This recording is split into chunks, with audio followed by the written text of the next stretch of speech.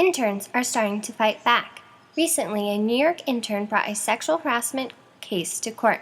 This case, however, was dismissed because she was an unpaid intern and doesn't fall under the definition of an employee. As the court files say, an employer logically cannot discriminate against a person in the conditions or privileges of employment if no employment relationship exists. In other news, an intern worked for 72 hours straight without sleep and was later found dead a few days later. Interns that worked on the set of the movie The Black Swan took their case to court and won the right to be paid for the work they did. But what does this mean for interns in Colorado? Under the Fair Labor Standards Act, FLSA, the term employee includes one who is able to suffer or permit to work, and under this definition, employees also need to be compensated for their work. If the employer would have hired additional employees or required existing staff to work additional hours had the interns not performed the work, then the interns will be viewed as employees and entitled to compensation under the FLSA, according to the internship programs under the Fair Labor Standards Act fact sheet. The FLSA outlines 6 basic requirements that determine if an intern becomes an employee. 1. The internship, even though it includes actual operation of the facilities of the employer, is similar to training which would be given in an educational environment. 2. The internship experience is for the benefit of the intern. 3. The intern does not displace regular employees but works under close supervision of existing staff.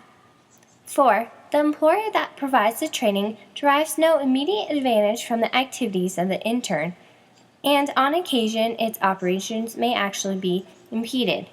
5. The intern is not necessarily entitled to a job at the conclusion of the internship. And 6. The employer and the intern understand that the intern is not entitled to wages for the time spent in the internship.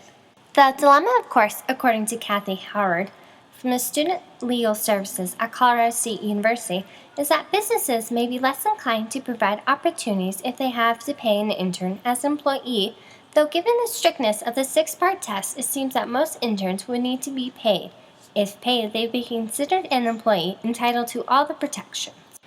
Carrie Pinsky, the Career Center liaison for Colorado State University, explains that students need to make sure they find a valuable internship.